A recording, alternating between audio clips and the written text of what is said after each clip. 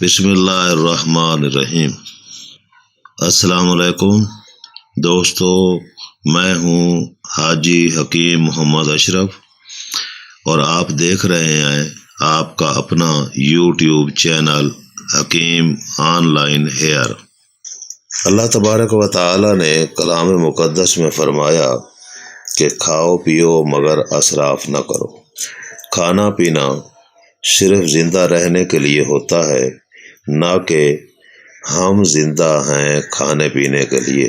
جب ہم ضرورت سے زیادہ اور بے وقت کھا لیتے ہیں، پیٹ بھر لیتے ہیں، تو معدہ پر بہت اضافی بوجھ پڑتا ہے، جس کی وجہ سے وہ اپنا کام کرنے سے قاصر رہتا ہے اور بیمار ہو جاتا ہے، کیونکہ معدہ کام بھی کرتا ہے، آرام بھی کرتا ہے۔ آرام کے وقت غذا کا آنا اسے بہت گراں گزرتا ہے اور غذا اوپر کھڑی رہ جاتی ہے۔ دوستو، آج کی ویڈیو میں ہم آپ کو بتائیں گے تیزابیت کی وجہ سے معدہ میں درد کیسے پیدا ہوتا ہے اور تیزابیت کیسے پیدا ہوتی ہے، تیزابیت کی وجہ سے کون کون سی سنگین بیماریاں لاحق ہو سکتی ہیں، اور یہ بھی بتائیں گے کہ کون کون سی غذائی چیزیں کھانے سے تیزابیت سے بچا جا سکتا ہے۔ دیسی جڑی بوٹیوں سے آسان علاج بھی بتائیں گے تاکہ مرض بڑھنے سے پہلے اسے روک لیا جائے۔ تو بسم اللہ کرتے ہیں۔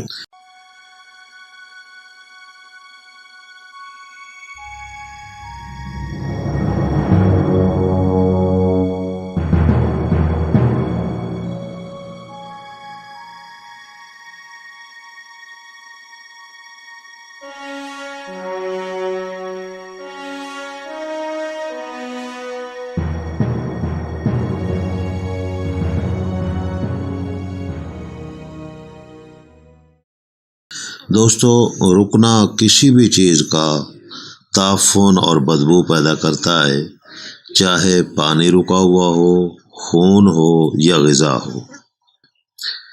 اس تعفن اور بدبو سے خمیر اور تیزابیت پیدا ہوتا ہے، جو جلن اور خراش پیدا کرتا ہے۔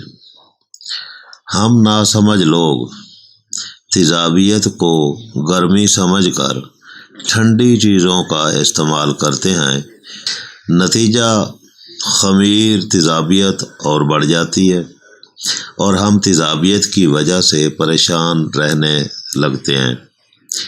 تیزابیت سے متعفن گیس تو بنتا ہی ہے، ساتھ ساتھ کبھی قبض اور کبھی لیس دار پخانہ آتا ہے۔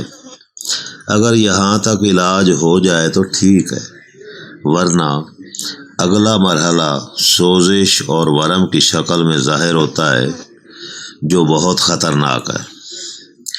جہاں جہاں تیزابی گیس اثر انداز ہوتا ہے، وہاں وہاں اپنی علامات ظاہر کرتا ہے۔ مثلاً اگر دل کی طرف چلا جائے تو دل میں دھواں اٹھتا ہوا محسوس ہوتا ہے۔ اگر خصیے کی طرف چلا جائے تو ہرنیا بن جاتا ہے۔ گردے کا رخ کرے تو لنگڑی کا درد اور ریاح گردہ ہو جاتا ہے۔ دماغ کی طرف جائے تو مالی خولیا، الغرض ورم رحم، صلابت رحم، جگر و تلی کا بڑھ جانا، پیشاب بند یا کم ہو جانا، خارش ہر قسم کی، اور جگر اور جوڑوں کا پتھرا جانا، شوگر، معدی، سرطان یعنی کینسر، سب اسی تیزابیت کی کار فرمائیاں ہیں۔ یورک ایسڈ بھی اسی سے پیدا ہوتا ہے۔ ہمارا حال یہ ہے کہ ہم تیزابیت کو ختم کرنے کے لیے ٹھنڈی چیزیں استعمال کرتے ہیں۔ ٹھنڈی چیزوں کے استعمال سے شریانوں میں سکیڑ پیدا ہو جاتا ہے۔ ظاہر بات ہے، جب سکڑ کر ان کا حجم کم ہو جائے گا تو خون کی روانی تیز ہو جائے گی، جسے طبی زبان میں بلڈ پریشر کہتے ہیں۔ خشک دمہ اور ٹی بی میں بھی مبتلا ہو سکتے ہیں۔ افسوسناک پہلو یہ ہے کہ ہم اس مرض کو کبھی سیریس ہی نہیں لیتے۔ یہ خالص سوداوی علامات ہیں۔ سودا ایسی بری چیز ہے کہ اگر بڑھ جائے تو جسم کو کھا جاتا ہے، وزن کم کر جاتا ہے اور رنگ کو سیاہ کر دیتا ہے۔ اس کی عمومی علامات بتا دیتا ہوں کہ پیٹ میں کراکر کی آوازیں آنا، جلن معدہ، تیزابیت، ریا، کوڑی کے مقام پر درد ہوتا ہے، اگر دبا دیا جائے تو آرام آ جاتا ہے، کھٹی ڈکاریں، معدے کا درد، اگر شدید ہو، ہوا خارج نہ ہو سکے تو مریض کی زندگی کو بھی خطرات لاحق ہو سکتے ہیں۔ تو دوستو اس کے لیے نسخہ نوٹ فرما لیں۔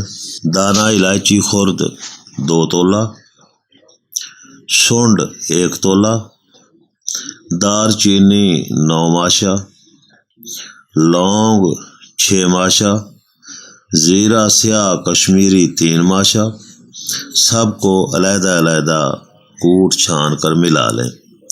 خوراک 1 ماشا نیم گرم پانی سے یا عرق سونف سے صبح دوپہر شام دیں، انشاءاللہ بہت فائدہ ہوگا۔ اس کے ساتھ جوارش، جالینوس، ہمدرد 1 چمچ چائے والا صبح نہار منہ اور 1 چمچ عصر کے بعد پانی کے ساتھ لینا ہے، انشاءاللہ بہت فائدہ ہوگا۔ اگر کسی کو لیس دار پاخانہ آ رہا ہے تو اس کے لیے نسخہ نوٹ فرما لیں۔ جائفل 1 تولہ، جلوتری 1 تولہ، فلفل دراز 2 تولہ، اکر کرہا 1 تولہ، ہینگ 3 تولہ، بال چھڑ 2 تولہ۔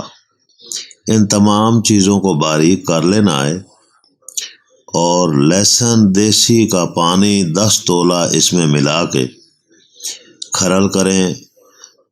جب گولی بنانے کے قابل ہو جائے تو چنے کے برابر گولیاں بنا لیں۔ اگر مریض کو 1 سے زیادہ مرتبہ لیس دار اور نرم پخانے آتے ہیں تو اس کے لیے جوارش جالینوس صبح خالی پیٹ اور عصر کے بعد، اور یہ کھانے کے بعد 1 گولی صبح دوپہر شام دینی ہے، انشاءاللہ بہت جلد فائدہ ہوگا۔